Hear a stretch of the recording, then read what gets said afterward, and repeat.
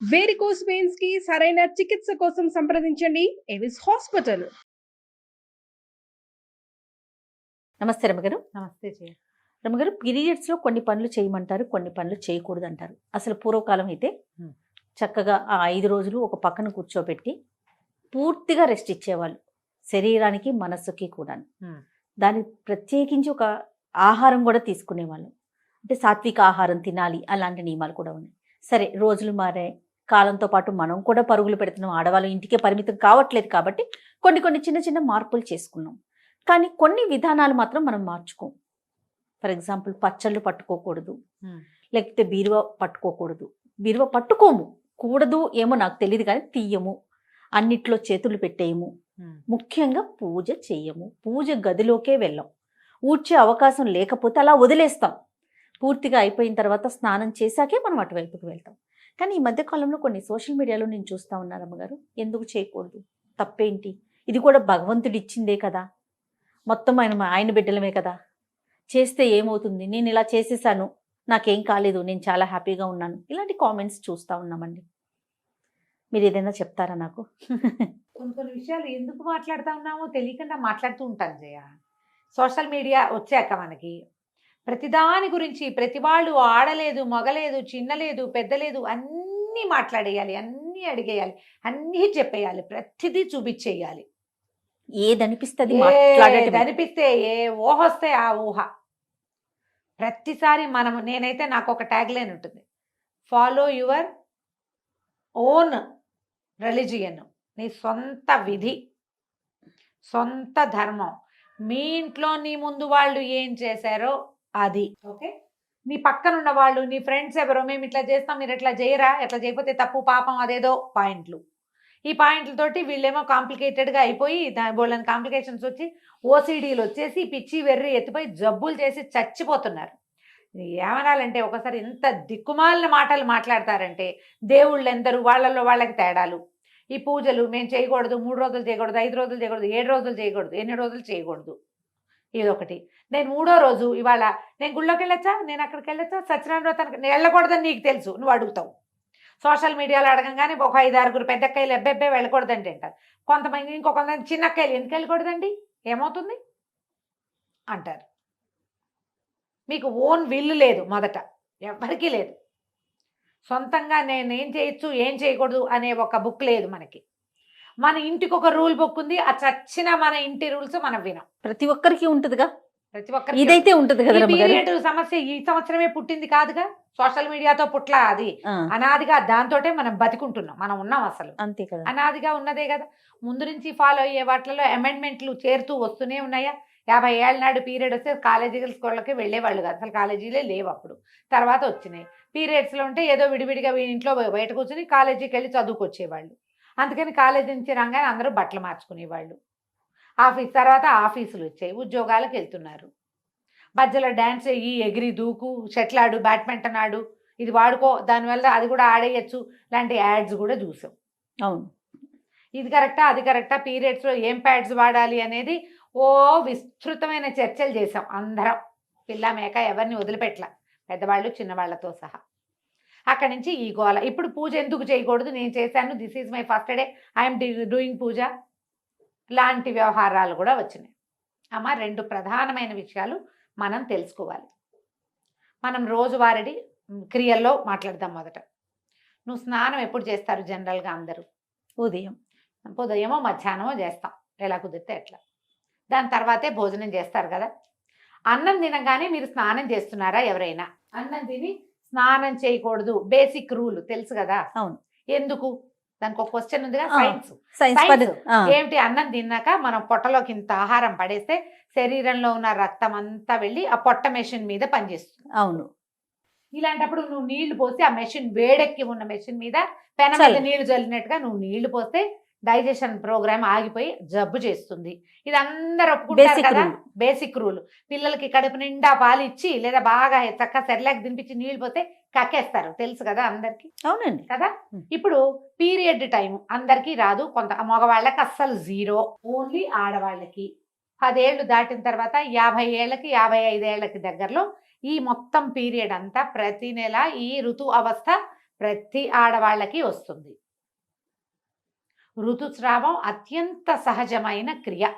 స్త్రీ శరీరంతో చేయబడుతుంది. అది నెలంతా మీ శరీరం ఏం చేస్తుంది, ఒక 20 రోజుల పాటు పనిచేసి స్త్రీల లోపల గర్భధారణకి అనువుగా ఒక బ్యాగ్ని ఏర్పరుస్తుంది.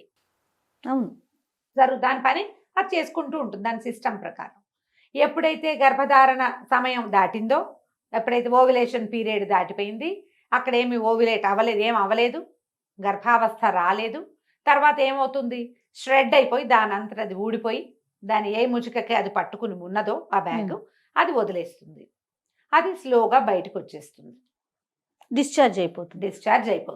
డిశ్చార్జ్ అయ్యి సహజంగా అత్యంత సహజమైన క్రియ. దీని గురించి వెగటుగా మాట్లాడడానికి వీల్లేదు. ఎందుకంటే నీ బతుకు దాని మీద ఉంది, మనుషుల పుట్టుక దాని మీదే ఉంది.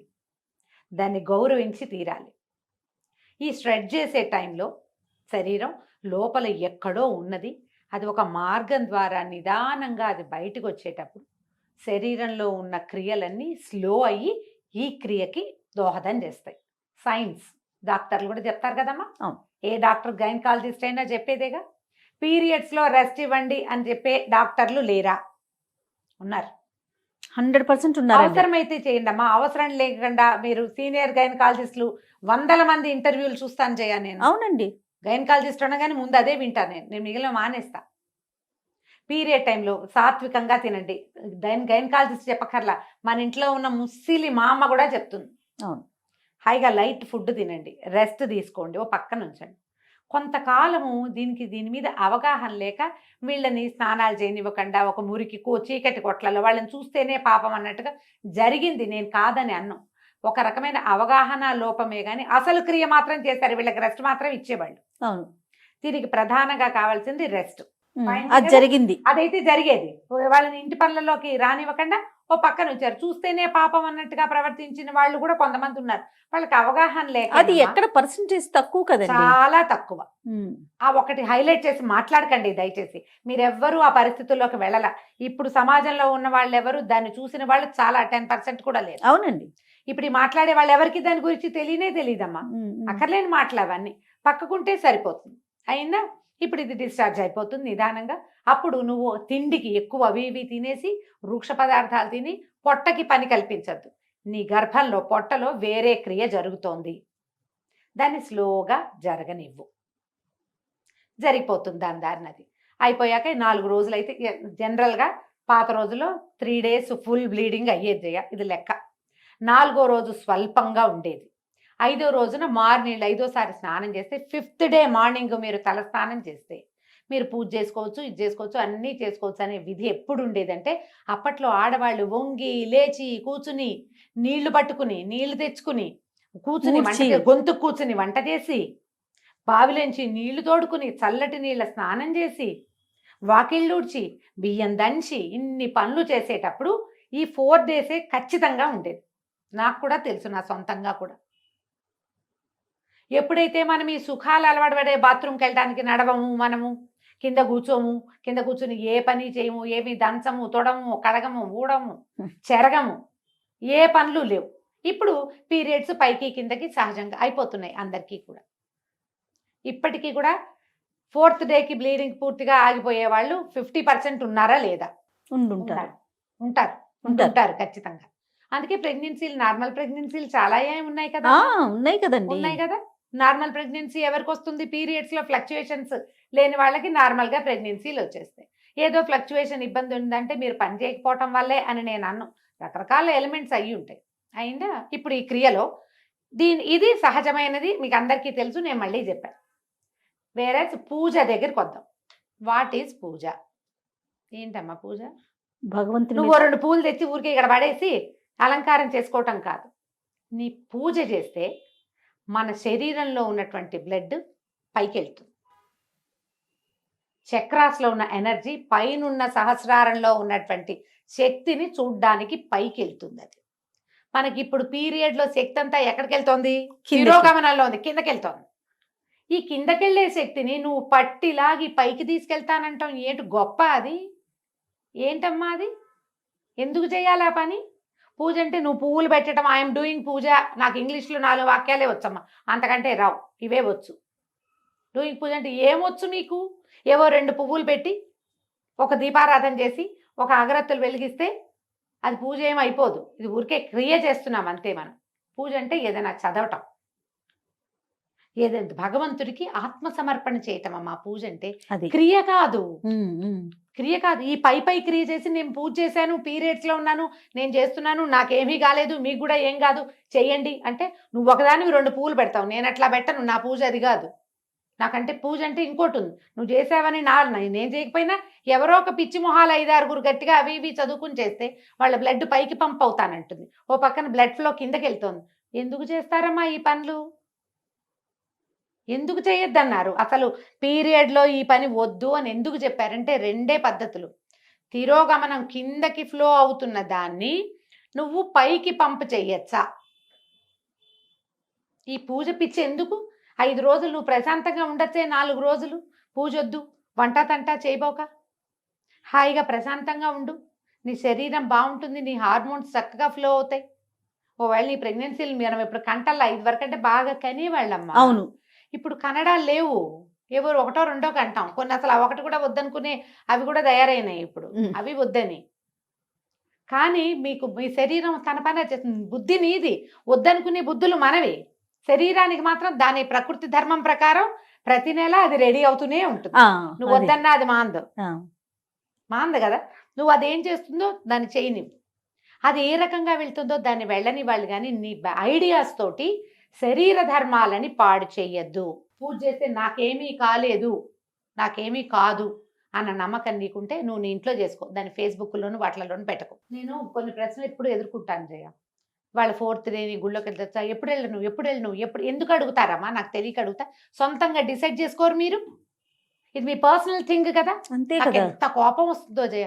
అంటే ప్రశ్నలు అడిగితే మీ కోపం వస్తుందా? పెద్దవాళ్ళు మీరు ఇలా మాట్లాడచ్చా అంటారు రమ్మగారు. నువ్వు కూడా అంటావు. అవును, నువ్వు కూడా అదే మాట అంటావు. నేను అంటాను నీ సొంత పర్సనల్ థింగ్ నువ్వు ప్రతిసారి చేస్తావు. మీ ఇంట్లో మీ అమ్మ చెప్పింది, అమ్మమ్మ చెప్పింది, మేనత్త, అత్తగారులు అందరూ చెప్పుంటారు కదా, ఈ క్రియ ఉన్నప్పుడు ఇది చెయ్యకూడదు అని. నాతో అవుననిపించుకోవాలని మీరు ఎందుకు అనుకుంటారమ్మా? అసలు తప్పు కదా అది. నాకేం బ్లీడింగ్ లేదండి, నువ్వే డిసైడ్ చేసుకో. రెండో మనిషి నీకు అనుమానం ఉంది కాబట్టి నన్ను అడుగుతావు. అనుమానం ఎప్పుడు వస్తుంది జయ? అది తప్పని నీకు తెలిసినప్పుడు కాదు. అంతే కదా. అవునా కాదా? ఖచ్చితంగా. దయచేసి ఈ పీరియడ్స్కి ప్రవచనకర్తలు, పెద్దవాళ్ళు, ఆడవాళ్ళు మాట్లాడడం మానేయండి అమ్మా, స్పందించడం మానేయాలి. ఇది లాస్ట్ స్పీచ్. నేను మళ్ళీ ఇంకొకసారి పీరియడ్ మీద నీతో మాట్లాడి చేయ. పీరియడ్స్ గురించి ఇక నన్ను అడగద్దు, నేను చెప్పను. ఇవి వినడం వల్ల మీరు కేసులు చుట్టాలనేనేమో అవి చూస్తున్నాను. ఇవి అతిగా మాట్లాడతారు, మగవాళ్ళు కూడా చెప్తున్నారమ్మా అక్కర్లేని మాటలు.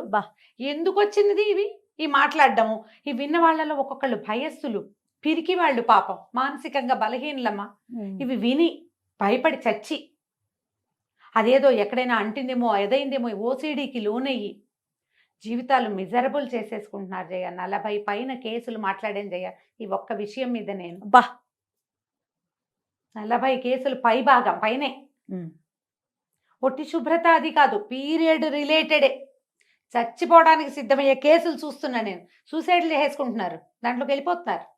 పిల్లలు కలిపేశారని, ముట్టు కలిసిపోయిందని, అదేదో పంప మునిగిపోతుందని, ఆ 3 రోజులు వాడుకున్న బట్టలు మళ్ళీ వాడుకోకూడదని, గాజులు వేసుకున్న వాళ్ళు గాజులు కూడా తీసి బయట పారేయాలని, ఎన్నెన్నో మార్చాలి, ఇల్లంతా కడిగేసేయాలి, బట్టలన్నీ ఉతికేసేయాలి, దుప్పట్లన్నీ తీసి బయట పారేసేయాలి, పిల్లలు స్కూల్ నుంచి ఇంటికి వస్తే డేగ కళ్ళతో ఆ పిల్లలకి తల్లికి రిలేషన్ ఉండటల్లా ఇట్లా అవుతోంది. మీరందరూ మాట్లాడడం మానేయండి దయచేసి. అయితే అతివృష్టి రేపు అనావృష్టిని చూస్తున్నాం. అవునా కాదా రమ్మగారు? ఎవరి ఇళ్లలో ఏముందో వాళ్ళ ప్రకారం వాళ్ళని పాటించుకోనివ్వండి దయచేసి. పీరియడ్స్ లో చేయొచ్చా అని ఎవరైనా అడిగితే అమ్మా, ప్రవచనకర్తలు మీరు మాట్లాడకుండా ఉంటే చాలా రకాల మానసిక సమస్యలకి అసలు సమాధానాలు లేని స్థితిలో వాళ్ళని పెట్టేసిన వాళ్ళం అవుతున్నాం. నేను కూడా ఇంక్లూడెడ్ జయ. నేను చెప్తున్నా కదా, చేసిన పాపని చెప్తే పోతుంది. ఇదే లాస్ట్ వీడియో జయ. ఇక మళ్ళీ పీరియడ్ రిలేటెడ్ ఇష్యూ క్వశ్చన్, ఏ పండగ గురించి నువ్వు పీరియడ్లో ఉంటే ఎప్పుడు చేసుకోవాలమ్మా? పోలిపాడ్యమి నాడు దీపం పెట్టాలి. పాడ్యం వెళ్ళిపో రోజు నువ్వు బయట ఉన్నావు, 5 రోజుల తర్వాత మార్గశిర మాసంలో దీపం పెట్టమని నేను చెప్పచ్చా నీకు? తప్పు కదా. వినాయక చవితి నాడు పీరియడ్ వచ్చింది, ఎప్పుడు చేసుకోవాలి? ఏమి ఒక సంవత్సరం మానేసి వచ్చే సంవత్సరం చేసుకోకూడదమ్మా. కాదు రమ్మగారు, వినాయక చవితి పూజ దగ్గర నుంచి దసరా నవరాత్రుల దగ్గర నుంచి ప్రతి దానికి ఈ ప్రశ్నే చూస్తూ ఉంటాం అయినా మనం. కార్తీక మాసం అది కూడా కార్తీక మాసం 5 రోజులు దీపాలు పీరియడ్ వచ్చింది మా ఇంట్లో దీపం ఎలా ఏమవుతుంది కొంప మునక మానేసేయండి. తర్వాత పెట్టుకో. నీ స్థితి నీకు ఒకదానికే కాదు కదా, నీ చుట్టూతో ఉన్న ప్రకృతి కూడా తెలుసు కదా. Yes. పిల్లలుంటే పెట్టించండి, లేకపోతే మానేయండి. కేవలం కామెంట్లలో ప్రశ్నలు మీ దాకా తీసుకొస్తున్నారు అమ్మగారు, కానీ మీరు పర్సనల్ గా కూడా ఎన్నో ప్రశ్నలు మాట్లాడతా. ఎదుర్కోవాల్సి వస్తుంది, మాట్లాడాల్సి ఈ వస్తుంది. 5 రోజులు పెట్టుకోలేనమ్మా, ఇప్పుడు ఏం చేయనమ్మా, ఆ తర్వాత పెట్టుకోండి అమ్మా అని చెప్తా. ఇదే ఆన్సర్. అవునని చెప్పాలి జయ, కనీసం 30 మందికి చెప్పా ఈ మాట, తెలుసా? కార్తీక మాసం రోజు దీపం పెట్టుకోవాలి కదమ్మా, పీరియడ్ లో పెట్టుకోలేము, అప్పుడు ఎలాగమ్మా? మీ ఆయనతో పెట్టించండి. మొగుడు ఒప్పుకోకపోతే కొట్టుకు చేస్తారా మీ ఇద్దరు ఈ విషయం మీద? వదిలేయండి. ఈ పీరియడ్ ఇంత గోల్ చేస్తోందమ్మా, సహజమైన క్రియని ఎంత కాంప్లికేటెడ్ చేసేసుకుంటారు జయ. చిన్న పిల్లల ముందు, పెద్దవాళ్ళు మీరు అన్నట్లుగా అందరి ముందు మాట్లాడేయాల్సిన పరిస్థితి వచ్చేస్తుంది. అంటే అదేదో దాచేది కాదు, కానీ మాట్లాడుకోవాల్సిన అవసరం కూడా లేదు కదా. లేదు, మీ ఓన్ సిస్టమ్ ని ఫాలో అవ్వండి. ఎస్, కానీ స్ట్రిక్ట్ గా చెప్తున్నా నేను, పీరియడ్స్ సమయంలో చాలా అత్యవసరమైతే కానీ మీరు ప్రయాణాలు చేయొద్దు. సాధ్యమైనంత లైట్ ఫుడ్, సింపుల్ ఫుడ్ తీసుకోండి. సాధ్యమైనంత తక్కువ పని చేయండి.